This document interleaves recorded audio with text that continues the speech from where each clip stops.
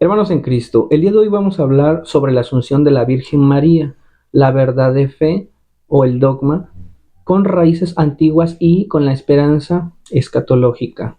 Vamos a hablar sobre la definición dogmática que fue por el Papa Pío XII el 1 de noviembre de 1950 en la Constitución Apostólica Magnificentissimus Deus, y dice en el numeral 44 así: la Inmaculada Madre de Dios, la siempre Virgen María, cumplido el curso de su vida terrena, fue asunta en cuerpo y alma a la gloria del cielo.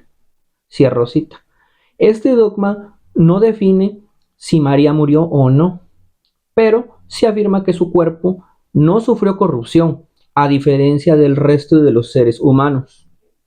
Vamos a hablar sobre las fuentes del magisterio como segunda parte. El Concilio Vaticano II, la Lumen Gentium, en el capítulo 59 dice así, abro cita: finalmente la Virgen Inmaculada preservaba inmune toda mancha de la culpa original, fue llevada en cuerpo y alma a la gloria del cielo. Cierro cita. Ahora vámonos al catecismo de la Iglesia. Por ejemplo, aquí en el numeral 966 nos dice: la asunción de la Santísima Virgen constituye una participación singular en la resurrección de su Hijo y una anticipación de la resurrección de los demás cristianos. Cierro cita. Encíclicas previas, por ejemplo, ¿cuáles fueron las encíclicas? El Ad Caeli Reginam por el Papa Pío XII en el año 1954 y también por el mismo Papa Pío XII en el año 1953 el Fulgens Corona, que el Ad Caeli Reginam conecta la asunción con la realeza de la Virgen María, y en Fulgens Corona indica la importancia de la fe en la glorificación corporal de la Virgen María. Vámonos a las bases bíblicas, aunque de manera implícita, no están en la escritura como de forma literal, pero hay fundamentos teológicos y simbólicos. Por ejemplo, vamos a hablar del protoevangelio, que es el Génesis 3:15, que habla sobre la mujer. María es la nueva Eva, es la prefigura de la Eva antigua, pero ahora está asociada a la victoria sobre la muerte, porque ella es lo adverso al pecado. Por ejemplo, también en el Salmo 132 hay una descripción implícita que más o menos dice: levántate, Señor, al lugar de tu reposo, tú y el arca de tu fuerza. Entonces también María se le menciona como el arca de la nueva alianza, y eso lo vemos un poco más específico en Lucas 1, 43 al 45, y en Apocalipsis 11, 19, y del 12 al 1 al 6 de versículos y capítulos.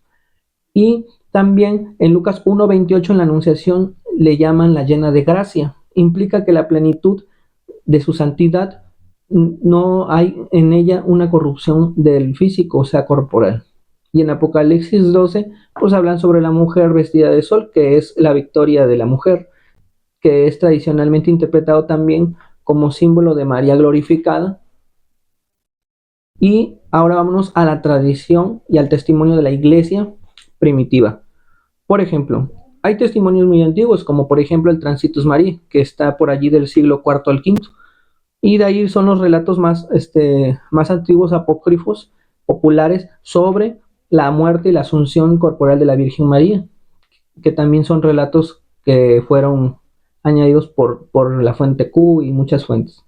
Entonces, ahí está la tradición un poco más antigua de lo que sería el testimonio sobre la Virgen María y sobre este dogma. Por ejemplo, las liturgias antiguas, por ejemplo, como la dormición que se celebra en Jerusalén desde el siglo VI, y también el Papa Sergio I del siglo VII, él introdujo en la ciudad de Roma la fiesta el día 15 de agosto, ¿sí?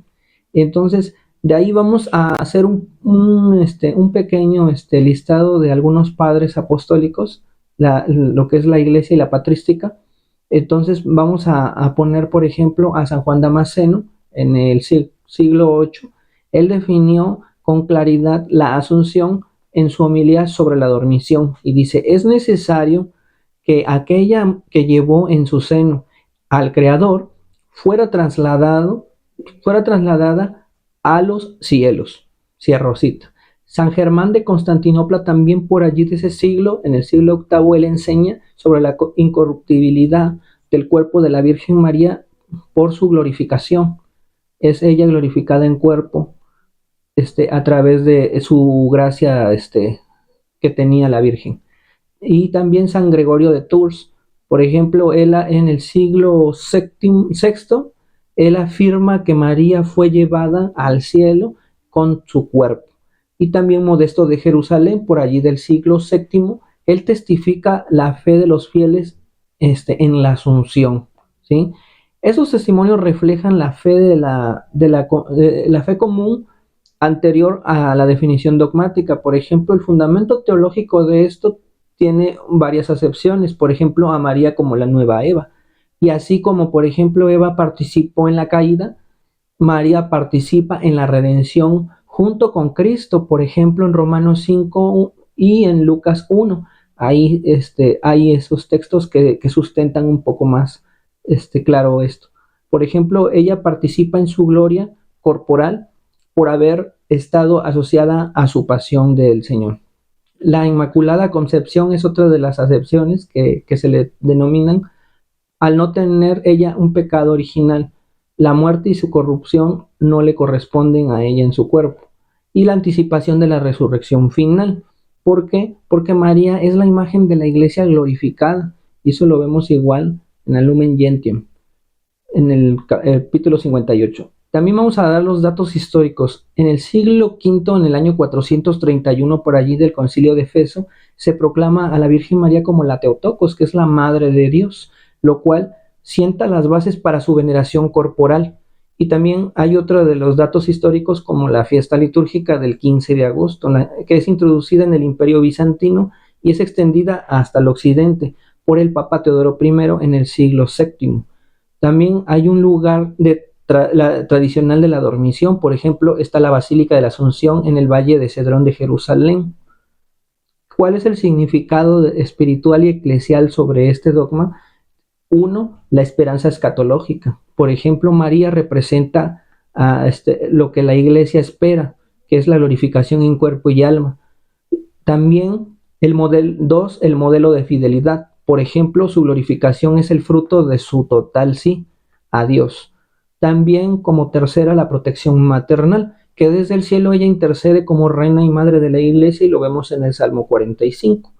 En conclusión, la asunción de la Virgen María no es solo una prerrogativa mariana, es un mensaje de esperanza para todos, para todo el pueblo redimido de Dios, para la Iglesia que contempla en María su fruto, la victoria sobre la muerte, la glorificación final y la comunicación perfecta con Dios. Algunas fuentes que consultamos fueron el Magisterio, la Magnificentum Deus del Papa Pío XII en el año 1950, la Lumen Gentium del capítulo 59 al 68 y el Catecismo de la Iglesia Católica en el numeral 966. También nos basamos a la tradición litúrgica, por ejemplo, la fiesta del 15 de agosto en las homilías orientales, y también ocupamos en la parte patrística, en la patriología de San Juan Damasceno, en la homilía in dormitionem o en la dormición. También Germán de Constantinopla en las homilías sobre la dormición, Modesto de Jerusalén en el sermón sobre la dormición. Y por último, vamos a hablar sobre los textos sugeridos, por ejemplo, Génesis 3:15, Salmo 45, Salmo 132, el 8, Lucas 1, 28 al 43, Apocalipsis 11, 19 y Apocalipsis 12 del 1 al 6.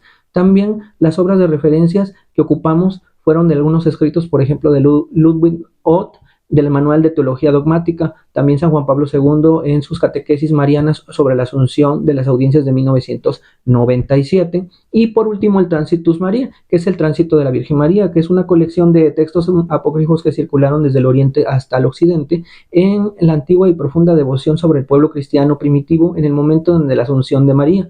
Estos textos narran simbólicamente y teológicamente el momento en que la Virgen María fue llevada asunta al cielo en cuerpo y alma. Por ejemplo, a continuación te voy a presentar una reconstrucción profesional, expresiva y fiel sobre el espíritu del Transitus Mariae y el momento de esa asunción, según las versiones orientales más antiguas, con la atribución del pseudo Juan el teólogo y Melitón de Sardes. El momento del Transitus Mariae dice, en la recreación teológica, dice: estando ya cumplido el tiempo del Señor, había dispuesto para su Madre Santísima un esplendor celestial que descendió para su Madre Santísima sobre la casa de la Virgen María, en el monte de Sión, en Jerusalén.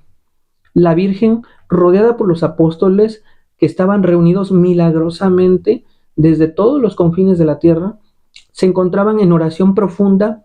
Entonces Cristo descendió glorioso del cielo y acompañado de todos sus coros de ángeles y santos.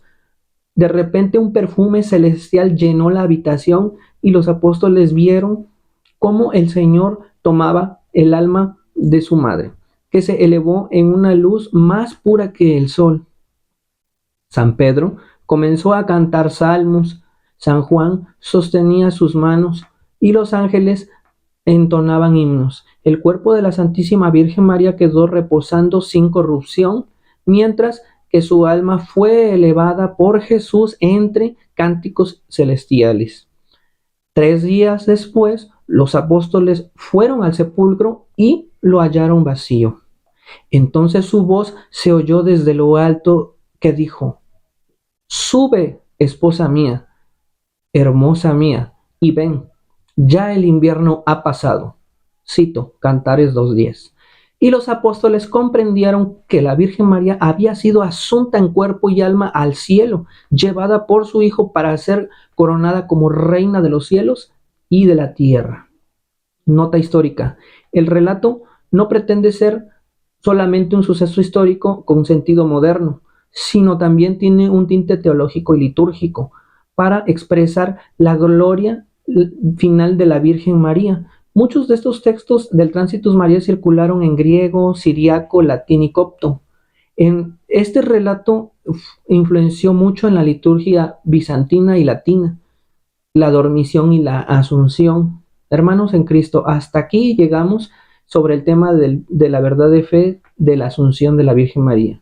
Sin más, me despido de ustedes diciendo en el nombre del Padre, del Hijo y del Espíritu Santo. Amén.